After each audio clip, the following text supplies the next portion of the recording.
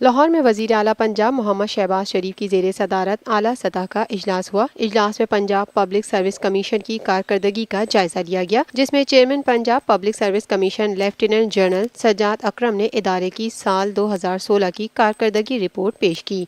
वजीर आला पंजाब ने पब्लिक सर्विस कमीशन की कारकर्दगी को सराहा और पूरी टीम को मुबारकबाद दी। इस मौके पर वजीर आला पंजाब मोहम्मद शहबाज शरीफ ने कहा, पंजाब पब्लिक सर्विस कमीशन को मजबूत और खूब से खूबतर बनाने के लिए तसलसल के साथ इकदाम जारी रखे जाएं। इदारे में जदीद टेक्नोलॉजी को फरोग देकर उसे मुकम्मल तौर पर असरे हाजिर के तकाजों से हमआहंग बनाया जाए। उम्मीदवारों के इंटरव्यूज वीडियो लिंक और स्काइप के जरिए करने के इंतजाम करते हुए पंजाब पब्लिक सर्विस कमीशन के पूरे निजाम को ऑनलाइन किया जाए। इसके साथ साथ तमाम डिवीजनों में रीजनल ऑफिस के अलावा बड़े शहरों में भी इदारे को वुसअत दी जाए।